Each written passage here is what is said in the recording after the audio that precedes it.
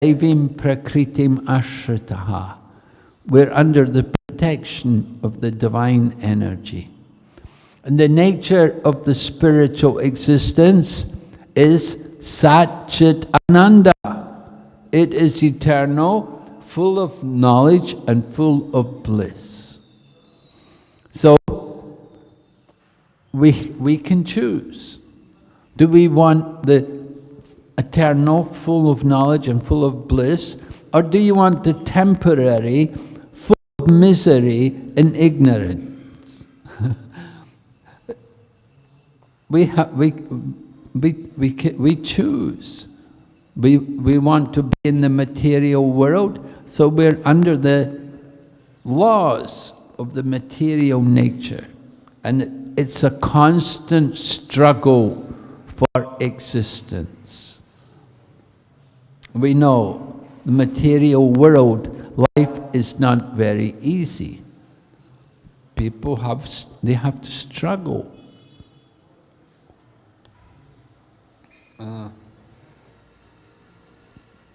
Some people have to struggle more than others. Right? We know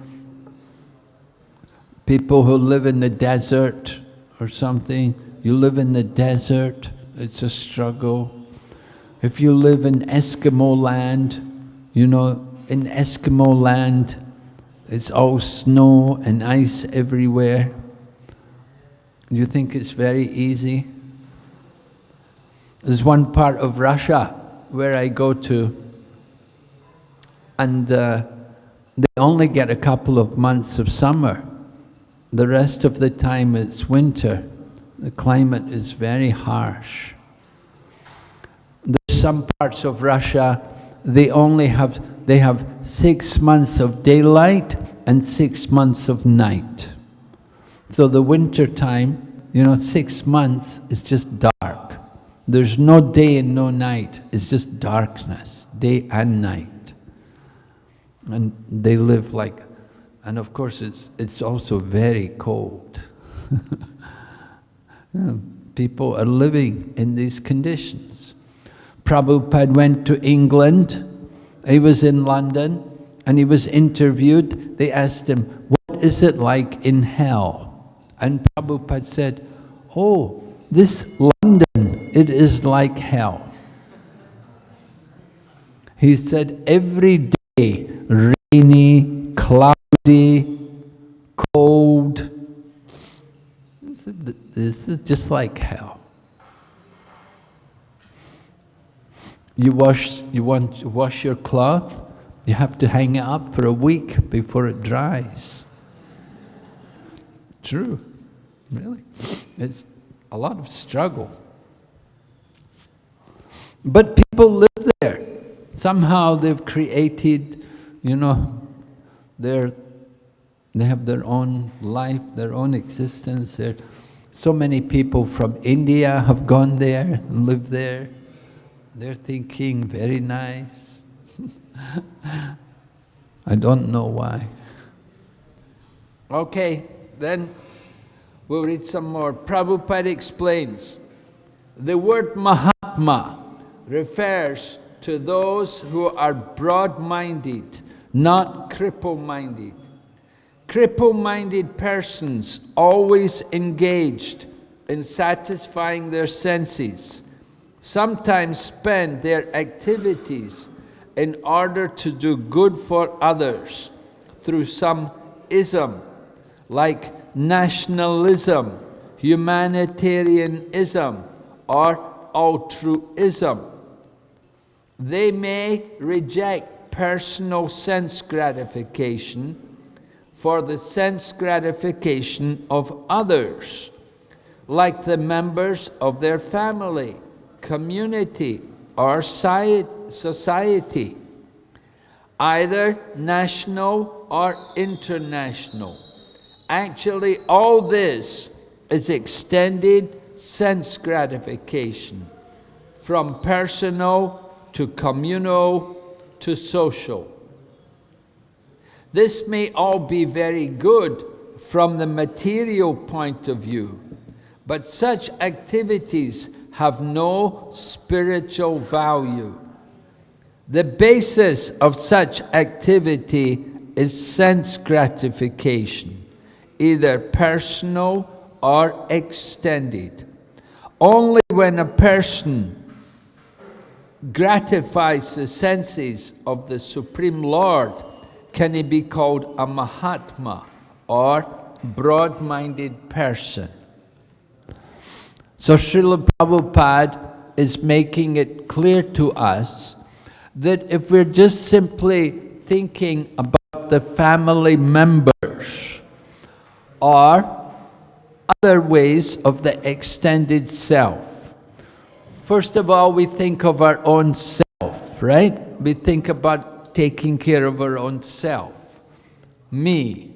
But then we think about the extended self, and the self extends into different ways. For example, you have a family, so you think about your mother and father, and you think about your brothers and sisters, and you may be married, and you have a wife and your own children.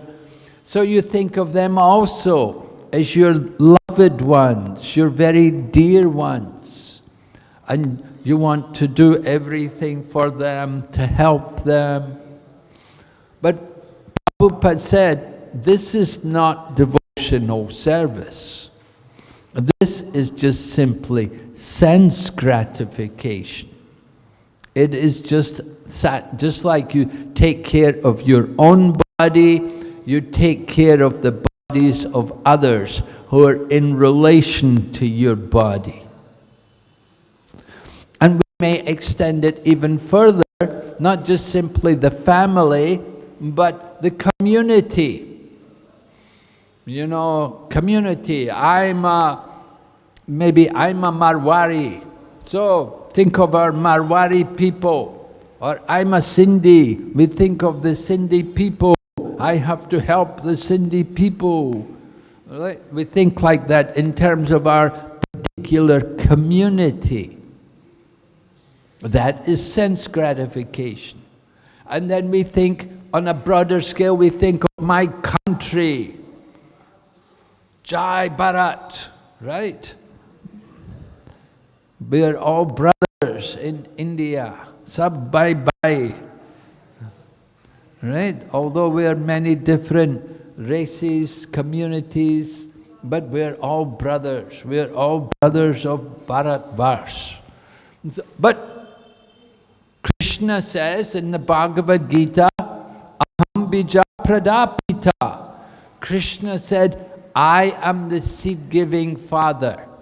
So we're all sons of Krishna.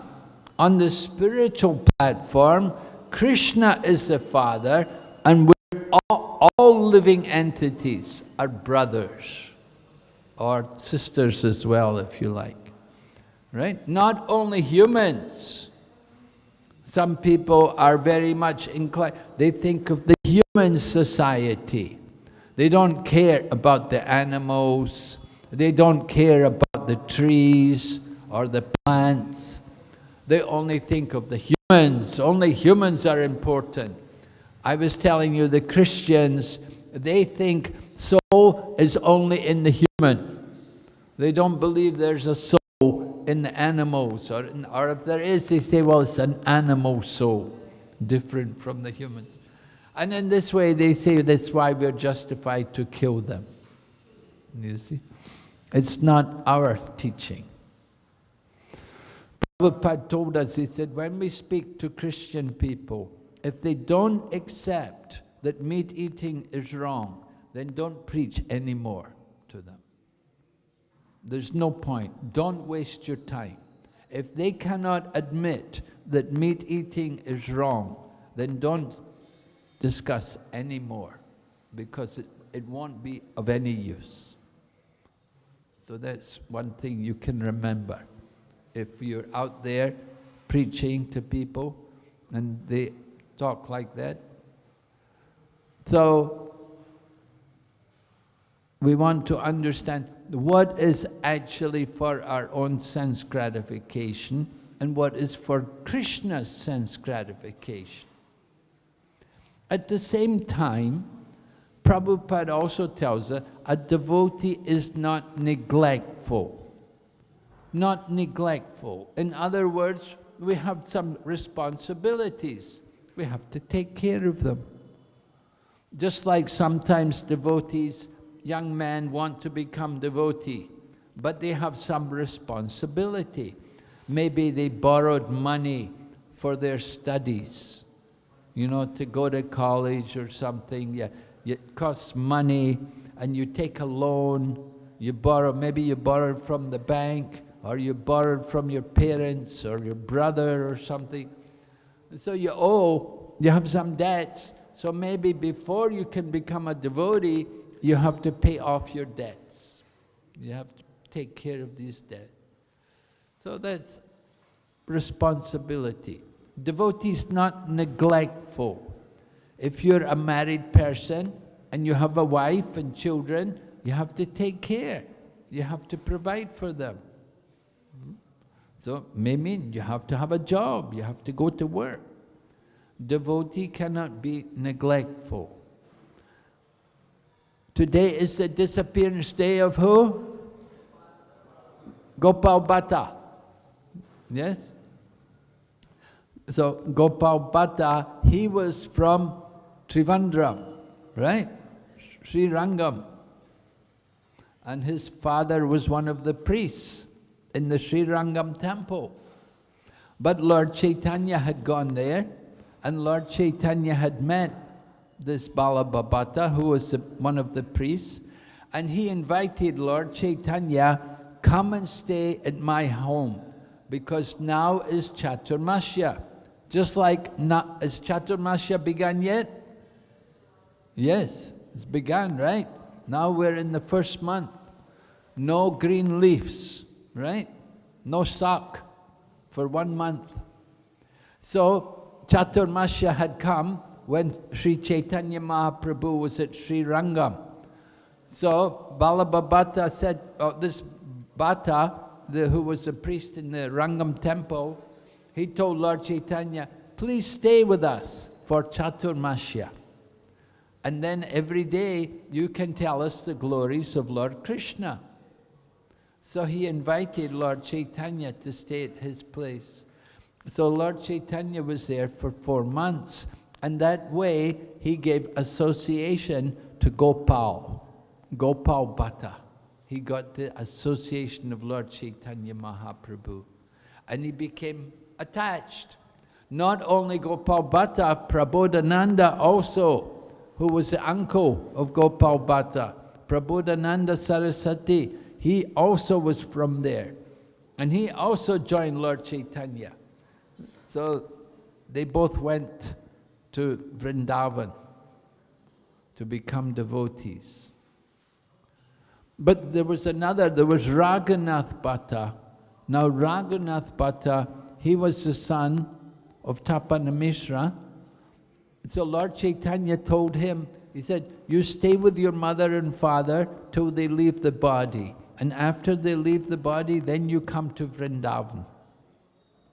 And this way Raghunath Bhatta, he came to Vrindavan. First he waited for father, mother to leave the body, then he went to Vrindavan, became full-time devotee. So like that, sometimes devotee, you have some responsibility, you cannot neglect it. But if you're lucky, you have no responsibilities. Right? Yeah.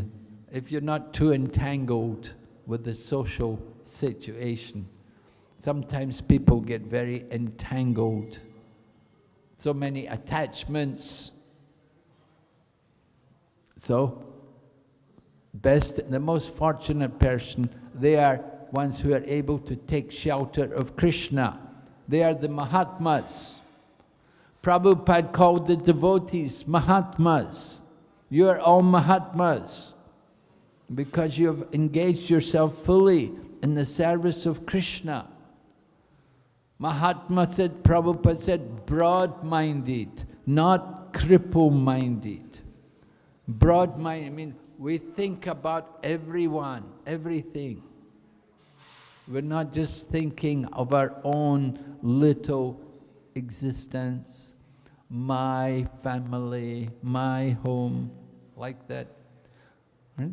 So Mahatmas, they may be in family life, they may be married with children, but they are broad-minded Mahatmas.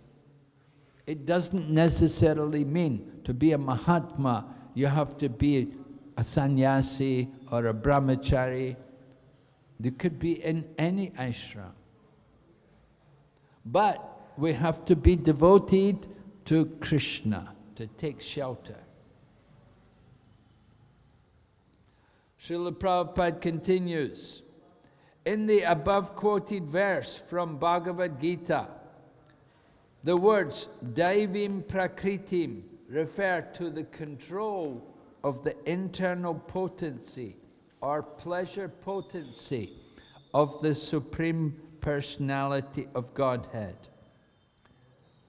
The pleasure potency is manifested as Srimati Radharani, or her expansion, Lakshmi, the goddess of fortune. When the individual jiva souls are under the control of the internal energy, their only engagement is the satisfaction of Krishna or Vishnu. This is the position of a Mahatma.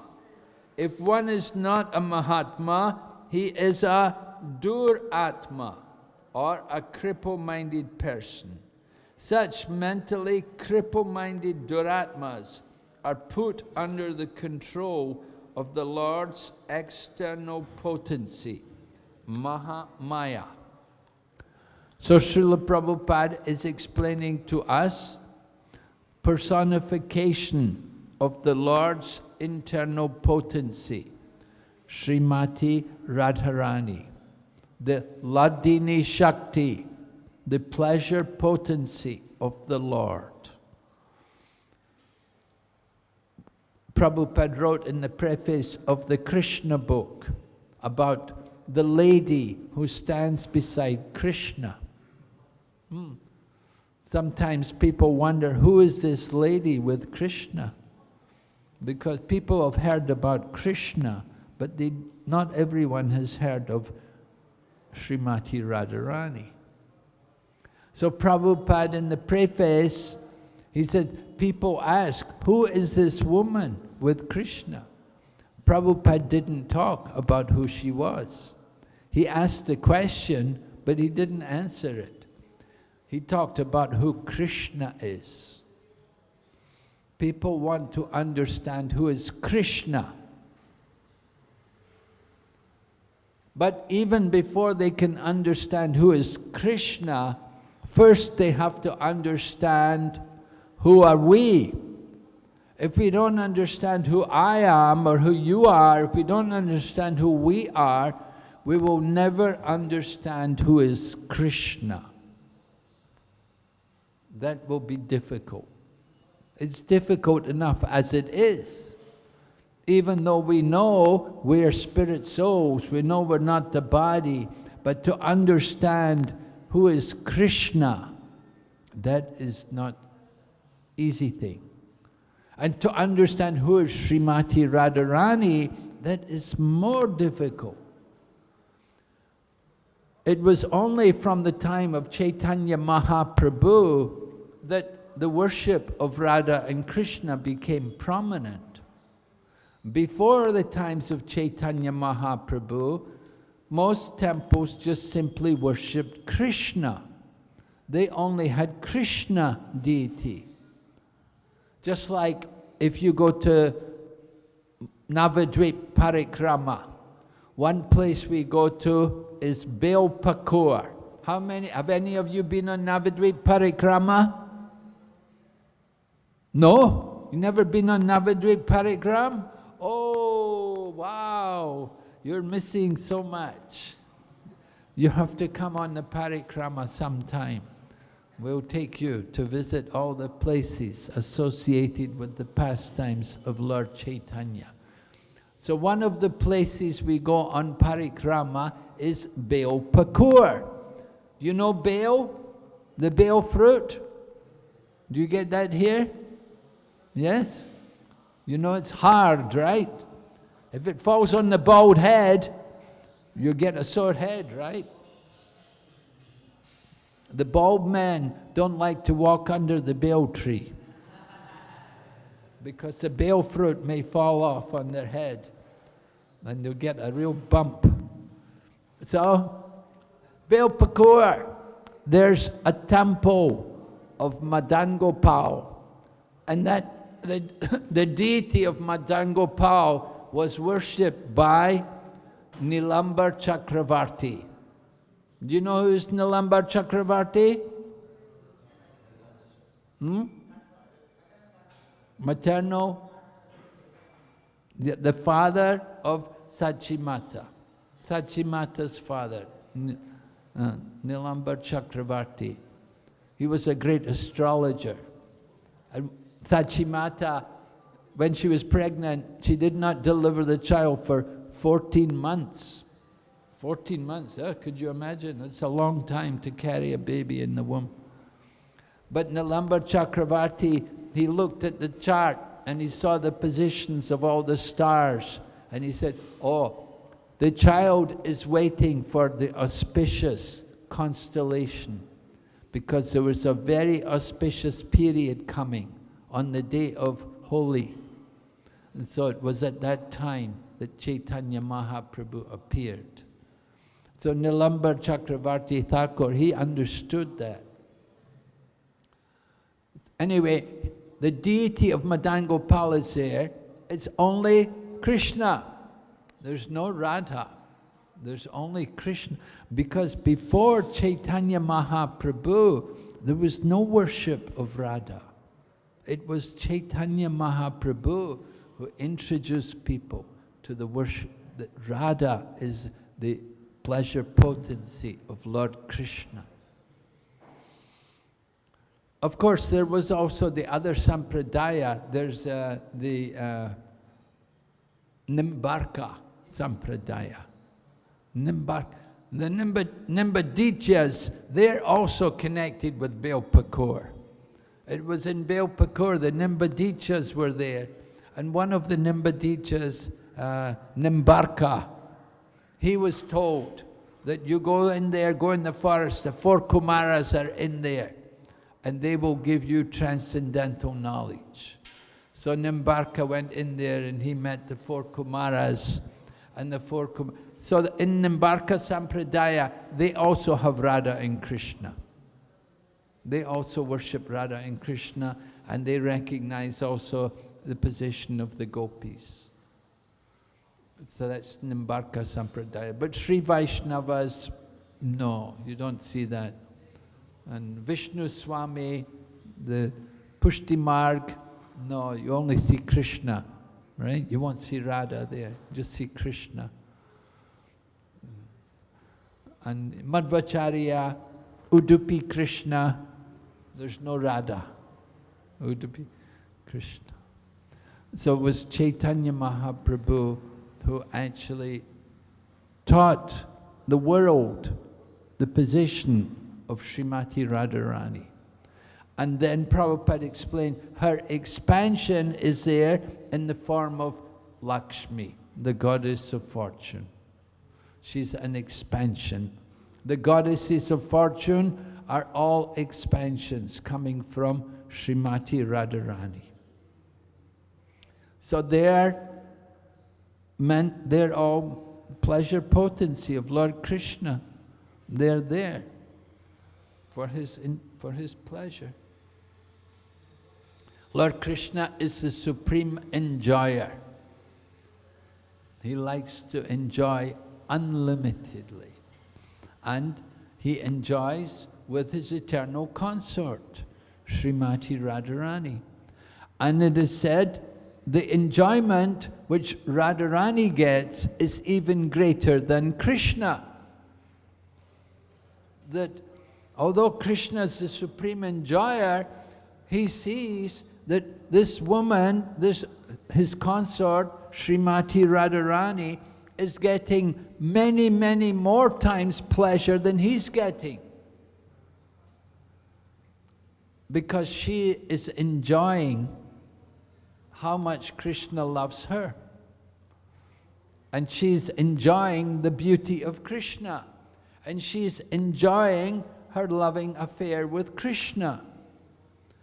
And that is why Krishna came as Chaitanya Mahaprabhu. Because he wants to enjoy like her. Right? He's the supreme enjoyer. But she's enjoying more than me. Therefore, Krishna came as Chaitanya Mahaprabhu. And when he comes as Chaitanya Mahaprabhu, he comes with Radha Bhav, with the mood of Srimati Radharani, because he wants to enjoy, he wants that pleasure. The nature of the soul is we want to enjoy. We say Anandamaya Bhaya Sat. The nature of the soul is to find pleasure. We're all looking for pleasure. Krishna is the supreme enjoyer. We are tiny parts of Krishna. Our enjoyment comes in service to Krishna. We are not the Purusha. We are the Prakriti. Krishna, Prakriti. We are meant for his enjoyment. Our position is feminine in relation to Krishna. Just like in the married life, the wife is meant for the enjoyment of the husband. The husband enjoys the wife. In the same way, we are feminine in relation to Krishna. We are meant to give pleasure to Krishna. So one time there was a discussion in Jagannath Puri. Balabhabata had come there. Balabhabata, you know Balabhacharya? Balabhacharya, he'd come there to Jagannath Puri. And he was, you know, he's a great scholar and he's a great devotee. And so one day he raised a doubt. He said that we're all feminine in relation to Krishna. Krishna is the male and we are all he's the Purusha and we are the Prakriti. So he said, in the Vedic culture, the wife never chants the name of her husband, right? You never say your husband's name, right? You just say, my Prabhu, or my husband, or you may say to your children, your father. You won't call him by name. In the same way, Mother Sita never uttered the name of Lord Ram, right? Mother Sita never uttered the name of Lord Ram. So Balabhacharya said, we're all feminine in relation to Lord Krishna, but we're chanting his name. You're all chanting his name. So, is it proper or not? So the devotees were, you know, they heard this question, a little bit of a challenging question. And so they told Balabhacharya, just wait, Sri Chaitanya Mahaprabhu is coming. He is the personification of all religious principles, and he will answer your doubt. So when Lord Chaitanya came, they asked Lord Chaitanya about this. And Lord Chaitanya explained, he said, it is the duty of a wife to follow the order of her husband, right? It's the duty of the wife to follow the order of her husband. They say, our husband, Lord Krishna is the husband, we're like the wife, we follow the order. Lord Krishna has ordered we should chant his name. Everyone should chant the name of the Lord. So we're simply following the order. This is the principle. Lord Krishna told us, chant the name. So we're chanting. It's His order. Like that, we understand.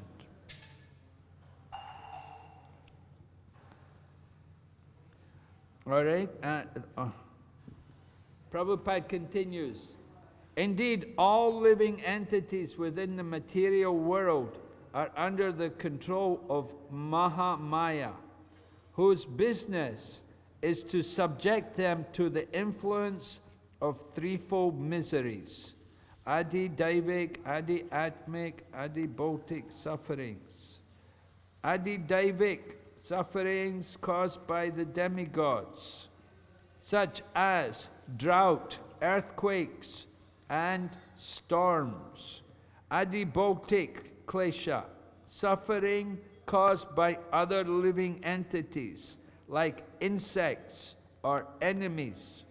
And Adi Atmic klesha, sufferings caused by one's own body and mind, such as mental and physical infirmities.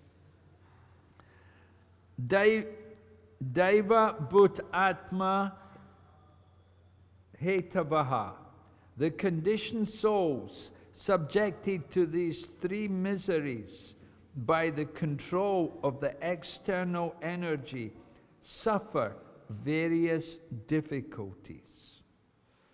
So we spoke about that material, we're under the material energy, there will be problems. It's all suffering, all difficult. Of course, we are trying to enjoy. And nobody admits, I'm suffering. One time, this one devotee, his mother came to see Prabhupada. And she came to see Prabhupada and she said, you know, it was New York and it was the summertime, it was very hot. In New York in the summertime, you know, no air, it's all big buildings, you know, and it's very stuffy. And she came in out off the streets of New York into Prabhupada's room and she said, oh, it's so hot. Oh, I'm suffering out there. It's so terrible. So Prabhupada began to speak. Yes, material life is miserable, all suffering. And then she said, no, I don't think it's so bad. And Prabhupada, just a minute ago you were telling me how you're suffering. Oh, well, you know, people don't like to admit they're suffering. And you talk to them about how you're suffering. Oh, no, it's not so bad. You know, we get our holidays. We get the weekend off. Maybe. Nowadays, people don't even get the weekend off. They're all working on the weekends also. All suffering. You know, think, well, the summer's coming. We'll enjoy in the summer. And the summer comes and it's more suffering. We suffer in the winter, we suffer in the summer. It's all suffering from beginning. But little bit of pleasure and we think, oh, I'm enjoying. There's a story, the man was in the forest. He got chased by a tiger. He went running, and he fell in a well. He didn't see where he was going. He fell into a well. But when he was falling down the well, somehow he grabbed onto this creeper which was growing out the side of the well. And he was holding on the creeper. And the tiger was up top. And he looked in the bottom of the well. And the well was dry. But there was poison snakes in the bottom of the well. And he's holding the creeper. He's holding this creeper. But he sees there's a rat. The rat is eating the creeper. It's going to break the creeper. Then a little bee came by. A little bee came by and he was carrying some pollen. And the honey fell off the bee and it fell onto the man's face. It rolled down his face onto his tongue. And he tasted the honey and he thought, oh, so nice. He's suffering so much. The tiger's on top waiting to eat him. poison snakes are in the bottom of the well, and the rat is eating, and he's in the most terrible position, and a little honey comes on his tongue, and he's thinking, happiness, enjoyment. This is the material world. Working very hard for little drops of happiness. The illusion of happiness. We do not know what is real happiness. So we have to understand how miserable this material world is. The main problem confronting the conditioned soul is the repetition of birth, old age, disease, and death. In the material world, one has to work for the maintenance of the body and soul. But how can one perform such work in a way that is favorable for the execution of Krishna consciousness? Everyone requires possessions, such as food grains, clothing, money, and other things necessary for the maintenance of the body. But one should not collect more than necessary for his actual basic needs.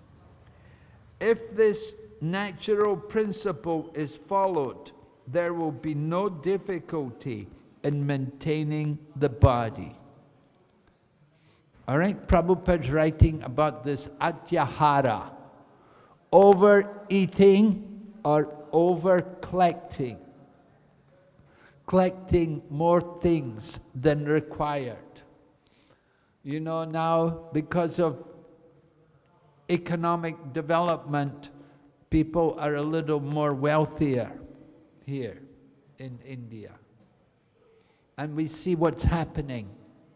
We see the problems. Everywhere, plastic bags. Everywhere, so many things are thrown away, rejected. Things like mobile phones. How long does your mobile phone last before you have to get a new one? 1 or 2 years. Every 1 or 2 years, you get a new mobile phone. What's the population of India? How many people? How many mobile phones in India? Just imagine how many mobile phones every day are thrown away. And even, what to speak of thrown away, people lose them. They lose them. They carry them with them. They put them down. Oh, where did I put my phone? Oh, I lost it. In the London Underground, every day they find so many mobile phones. In the airports, they find every day so many things. People leave them there. Their mobile phones. It happened to me. I didn't lose a mobile phone, but I have this pot. It's a hot, we call it in China, we call it baowenbei. It means insulated pot to keep things hot. So I like to take hot water with me to drink when I'm traveling, because sometimes, you know, airports are really cold and it's nice to have hot water. So I have this pot to keep water hot in it. But somehow I was in the airport, I lost it. I lost my pot, you know. So I went back to that airport and I asked them, I said, did you find my pot anywhere? And they said, oh, we have a place where everything is stored, everything which is left in the airport. He said, you go down there, you'll see, there's a room there, all the things which have been left in the airport. I went down, the place was like full of all these pots and, you know, just so many things. Hundreds of them. It was unbelievable. I couldn't imagine. There was just so many. And I thought I was the only one to lose. But I saw so many. And every day it's the same. Mobile phones. People lose their mobile phones. And people find it. This is the consumer society. People have so many things. I was in Dubai. First of all, there's one devotee from Dubai. He went to Dubai, had a little bag, suitcase when he first went to Dubai. About 20 years later, he came back from Dubai. He'd already married with children, came back from Dubai, he had 2 containers. You go there with a little bag, and you come back with 2 containers. It's true. This is a consumer society where we collect, we accumulate so much, so many things. Another devotee was telling me, he lost his parents. Mother died, and then a little while later, father died. He went back to the house, and the house was like full. So many things, so many deities, different gods and goddesses. It was unbelievable. He couldn't get rid of it. Who to give it to, how to get rid of it. And they were valuable things. They were not cheap things, they were all quite expensive. People have this tendency, they just accumulate, they buy. The airport even in the airport, they have these shops. They'll get people to come and buy, spend their money. Another time, I went to this person's house, and somehow I walked into the room. I thought I was in a shoe shop. There were so many pairs of shoes. I thought I was in a shoe shop. There must have been about 20 pairs of shoes or something. It was unbelievable. Another time, one devotee was getting married and brought me to the house, and he said, my wife already put her clothes in there. The whole wardrobe was full. So many saris and so many Punjabi dresses and all this. Prabhupada said, the average woman will not be satisfied unless she has 30 saris. Right? See, she confirmed, she said yes. That's women, for a woman, they have to have that. Men, well, 2 dhotis. A little different manner. Pair of jeans. It's a different, but still men have their own problems. They accumulate many things. They do also accumulate. So we have to be very careful. Don't collect more than necessary. Right? Ishopanishad said, Isyavashyamidam sarvam yat kincha jagatya tena chaktena bunjadaha magridaha kashasvid. Just take your quota. Don't take more, knowing well to whom it belongs. Right? This is important. We take more, it's not our quota. Now, what is a quota for one person will be different for another. Just like maybe if you're a businessman, now somebody's doing business, they have a company or something like that, he's got to dress, he's got to dress for his job. In meeting customers, meeting clients, he has to look the part, If he comes along in his old jeans and t-shirt, and they'll think, oh, you're the owner? They won't be very impressed. They have to dress for their job, for their position. And similarly, devotees, brahmanas, we also dress for our work. We wear dhoti, kurta. If we come along in, in different, if we come along in jeans and t-shirt, oh, I'm not a devotee today, I'm only a devotee when I go to temple. And people wonder what's wrong. So, we try to control, don't overcollect. Sometimes devotees, we have so many books, more books than we've even opened.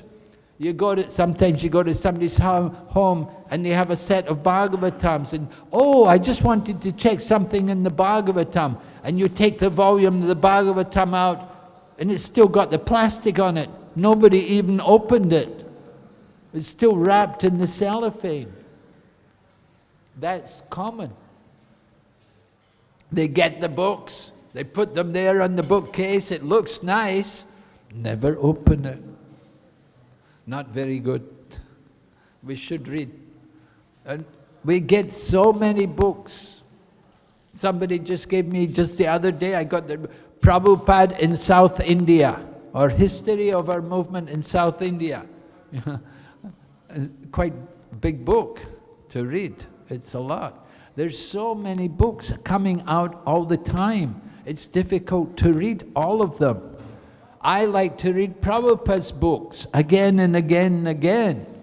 But other things, sometimes it's also nice to read other things, especially when the devotees write about Prabhupada.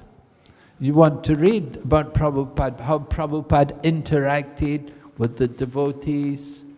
So we like to read these books, it's nice. But, again, we collect so many things, collecting.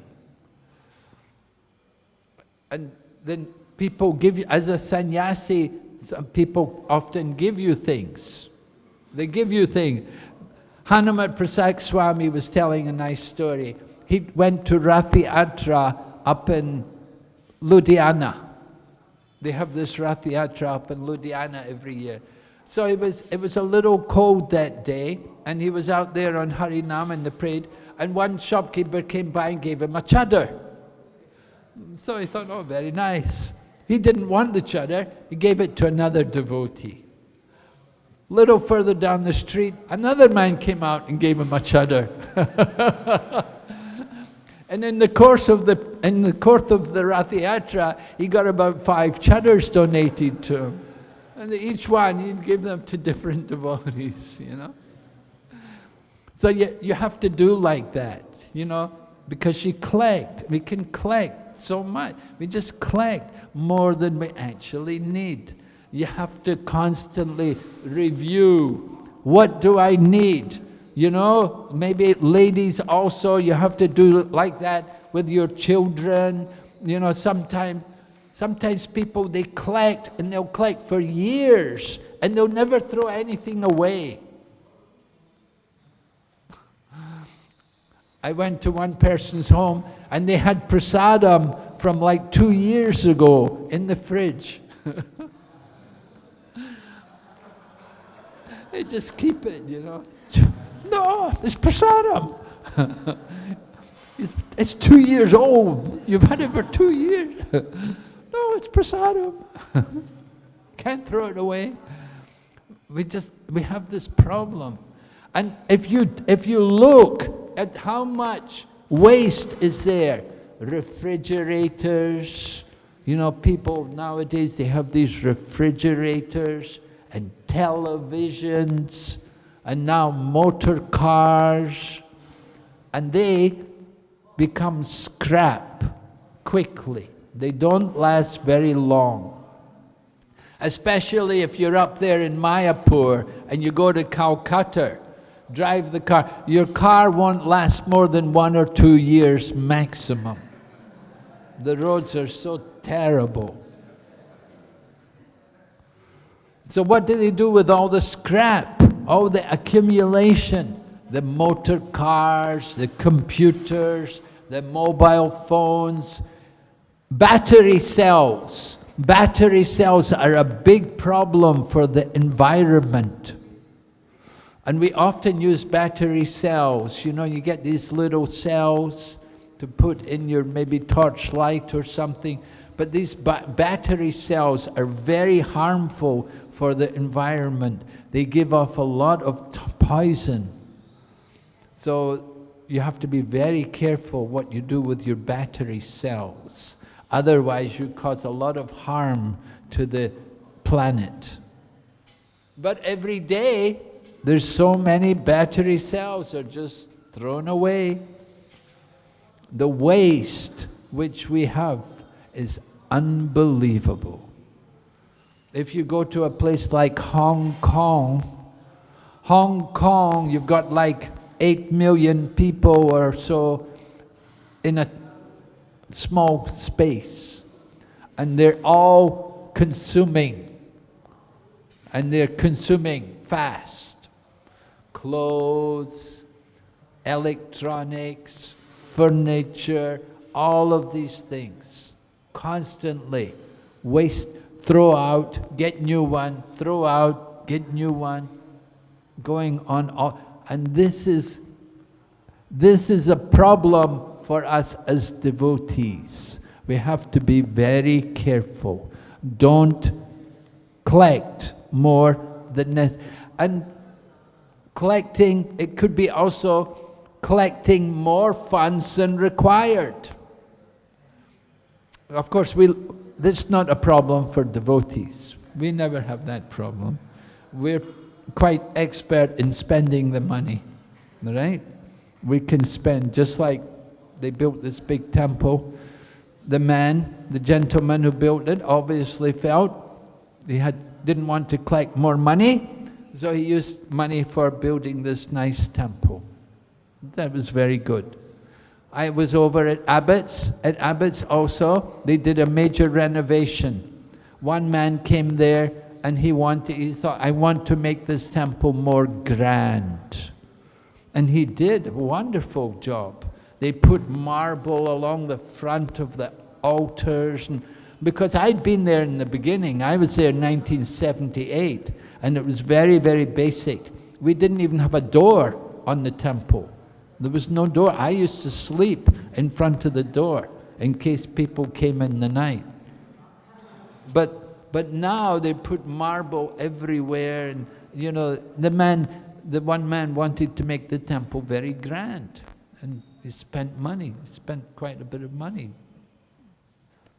to put nice marble around and decorate everything very, very nicely. So that's good use of money, when you use it for the service of Krishna, to glorify Krishna, to build a nice temple for Krishna. We don't want to just accumulate money, we do want to use it for Krishna, but use it carefully. Right? That's why we have our accountants here to check on these things, right? To make sure that the money is not being wasted.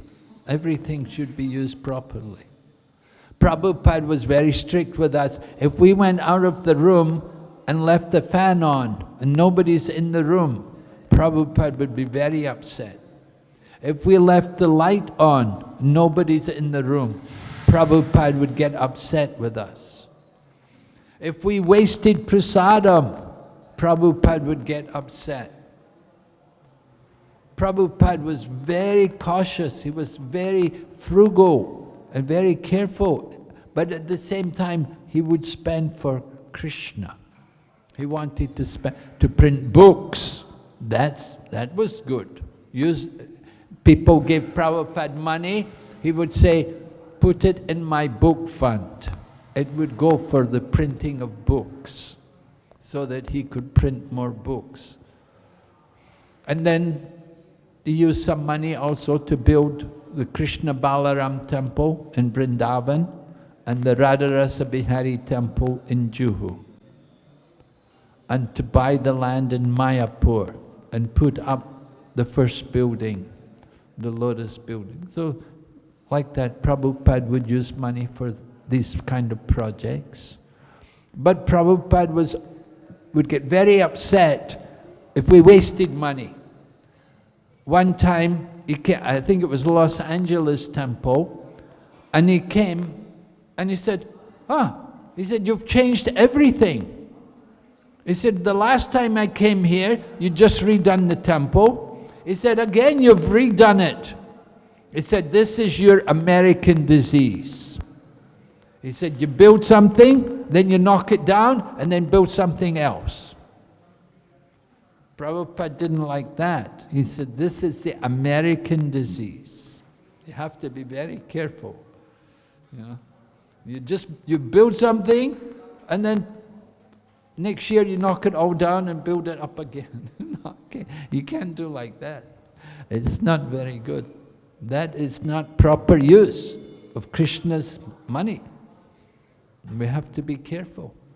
So we have this responsibility to serve Krishna and to use everything provided by Krishna, to use it very carefully, to use it very nicely. It's a very big responsibility. Don't waste.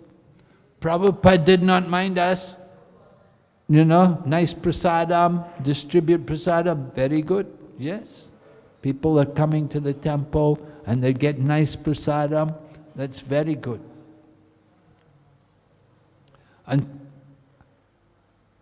Prabhupada also liked to see nice flowers on the altar, decoration for the deities. We would decorate with different flowers and so on. That's all right. The offering to Krishna, using flowers, decorating the altar, making it beautiful, that's very nice. That is proper use of wealth. But if Prabhupada saw the flowers are all dead, he would get upset. If he said, these are old flowers, they're all withered, they're all wilted. Prabhupada said, because you have no bhava, you're doing like this. In some places it's difficult to get flowers. Here in India you're very lucky. If you have to go to Japan, one flower costs so much, so expensive. One flower costs a lot of money. When I joined the movement, we had no money and the temple was very poor. When we did Guru Puja, we didn't get one flower, we got one petal. Everybody got one petal to offer to Prabhupada. Now, here in India we get flowers, they grow everywhere, you can collect, not so costly, and everyone can offer a whole flower, or even a handful of flowers. And when I do arti, I see all the flowers they put on the dish. Usually we would, in England, because flowers are really costly there, you just have one flower. You do arti, one flower. You don't have a dish full of flowers, you just have one flower. In Japan maybe they only offer petals at a time. Because it's so expensive, everything, so costly. So it's different in different places. Okay, any questions? You shouldn't. But this is an important point, adyahara. Don't collect more than necessary. Don't over-collect. Keep it simple. Right? Kavi Chandra Swami, he speaks about the KISS principle. You know the KISS principle? Keep it simple, stupid. Keep it simple, stupid. K-I-S-S, right? So that's how we want to live. Simple living, high thinking. And it makes our devotional service very easy for us, if we keep it simple. All right, any questions? We'll continue this afternoon. Okay. Sri Upadeshamrita ki jai. Srila Prabhupada ki. Gaur Premanande.